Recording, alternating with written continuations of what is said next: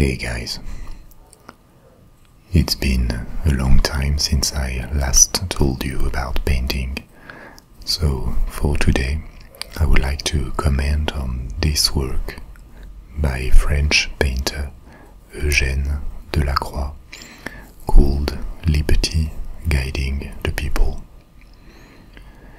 This is a quite famous painting, generally used to represent, to symbolize popular revolutions since its creation about 2 centuries ago in 1830. I already commented on other romantic paintings of the same period, such as The Fighting Temeraire by Turner or The Raft of the Medusa by Géricault, and you will find links to these videos in the description. One may think that this scene represents the French Revolution of 1789, but that would be a slight misunderstanding or anachronism, because this represents another revolution that took place in 1830. To tell you a bit about the context, you may know that politically France was very unstable in the 19th century and went through various regime changes.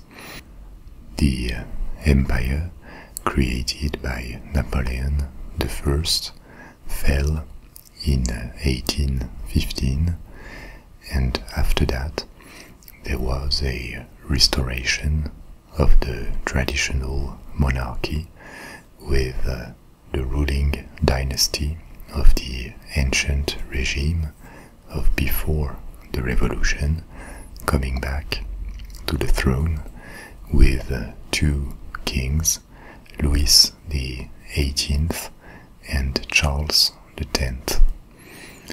And this regime of the Restoration tried to return as much as possible to the pre-revolutionary ancient regime, and in that process of restoring the ancient regime, they faced strong opposition in the French population, especially from the liberals.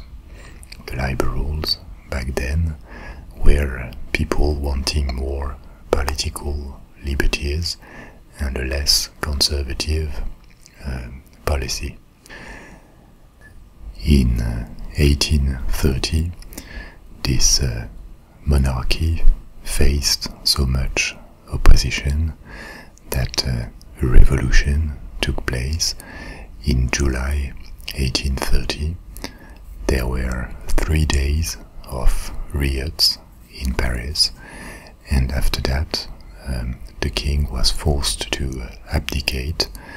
The regime changed and was replaced by a constitutional monarchy inspired by political demands from the liberals and the British model of the time.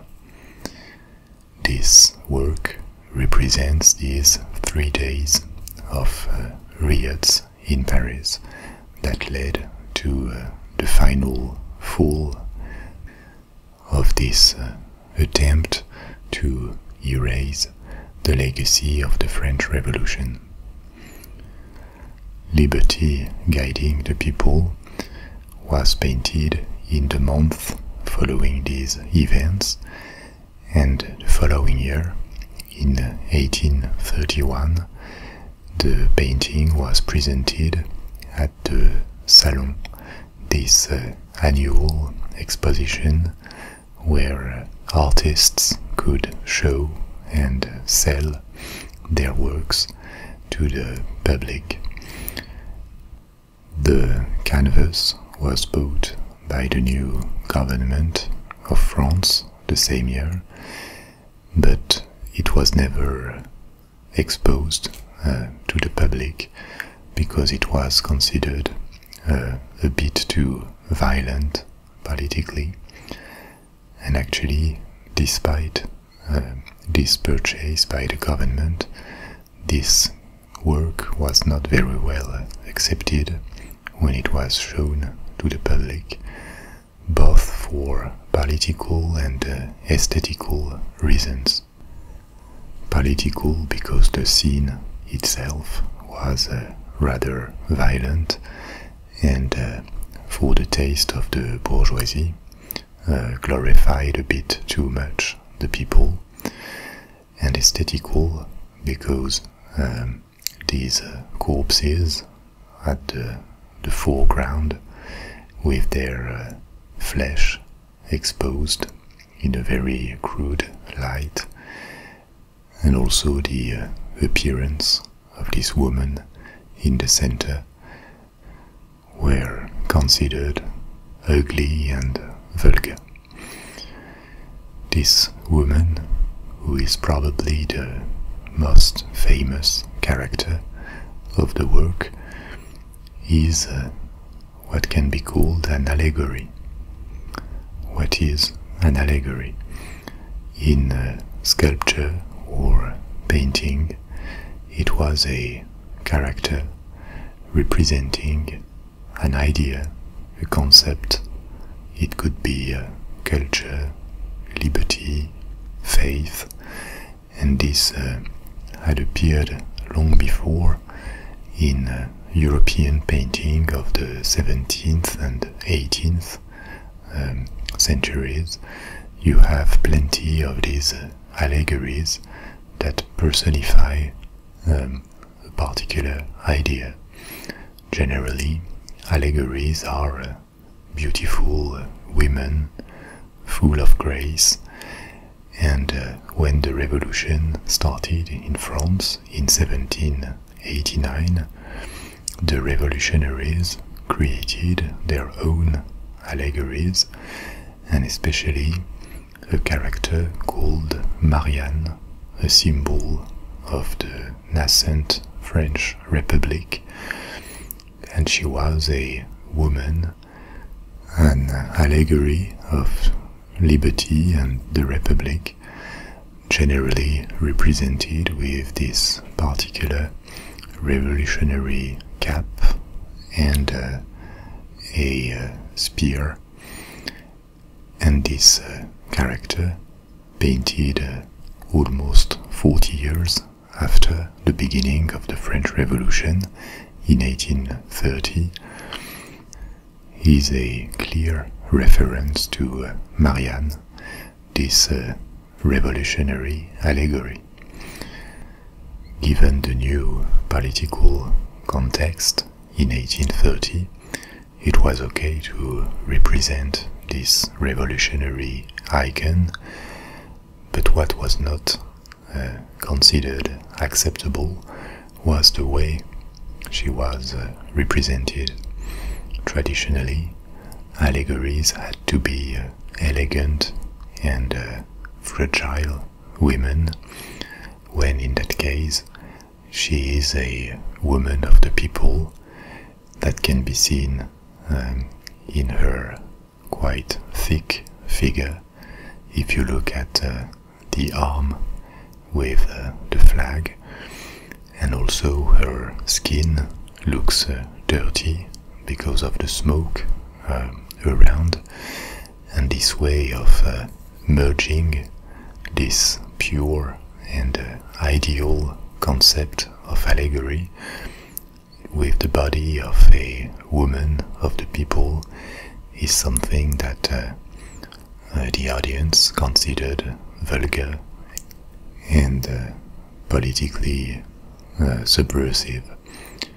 And this is probably the main reason why this iconic work represents popular revolutions, because there is an underlying message about it, which is that the values of liberty and democracy can find an incarnation in the people itself, which is a highly democratic concept, given how we define democracy today. But 2 centuries ago, that was quite shocking and worrying for people having the power. Now, if we pay attention to the structure of this canvas, we see that this has been highly thought about. There is a central pyramid with the hand of the woman of liberty holding the flag at the top, and this balances and organizes the scene, and at the same time the positioning of all the characters creates like a system of waves that are coming towards the viewer. In the foreground you have these people agonizing, or these corpses, but immediately after that, replacing this first wave that seems to be fading, you have in the middle distance this allegory guiding the crowd. Right behind her, another wave, even more powerful, that is going to come above the barricade and to the viewer. And in the background you have a little reminder that the scene is taking place in Paris, with the towers of Notre Dame, the cathedral of Paris. And this structure with various successive waves gives the viewers the feeling, the impression that they are going to be overwhelmed, submerged by this succession of powerful waves coming towards them, overwhelming the barricade. I already mentioned it in various painting commentaries, but we have to always remember that when this was painted, almost 2 centuries ago, photography had not been invented yet. Images were little common in general, and this work is very large. The dimensions are 3 meters 60 by 250. The characters are human size, and it means that the impact on the audience, on the viewers, was much more powerful than we can imagine today. The colors are interesting too, because they are dominated by the 3 colors of the flag: blue, white and red, with plenty of details, and with the clothes of the characters, for example, reminding of these colors of the flag, as if the crowd and the scene in general was merging with this other symbol of the French Republic. More intentions from the painter can be seen in the characters too. On the left, these 2 men, by the way they look, represent the working class and the bourgeoisie, or the middle class at least.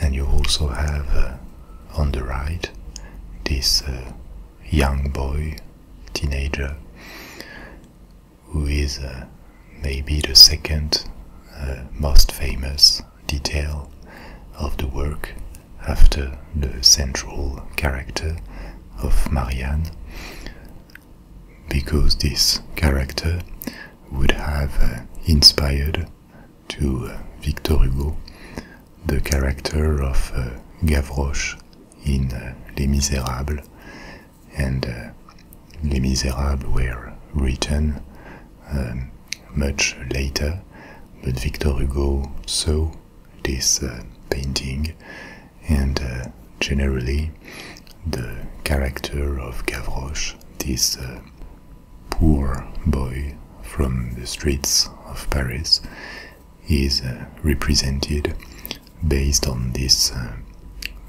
image. Another remarkable thing is how the looks between the protagonists are represented, constructed.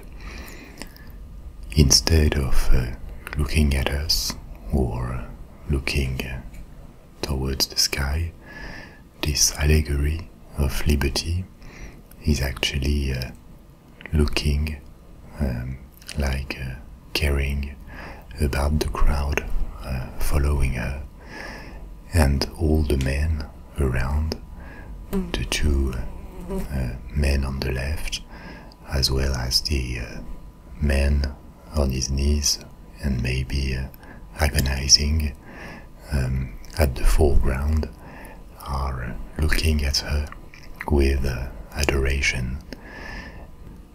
And once again, there is probably the idea in that the Republic, democracy, is leading the people, but also leveling with it, caring about it. And that's the heart of the political message behind the strength of the scene and this powerful dynamic we can perceive, that can be observed in this work. Liberty guiding the people is exposed today at the Louvre Museum in Paris, and of course I highly recommend you to take a few minutes to have a look at the work.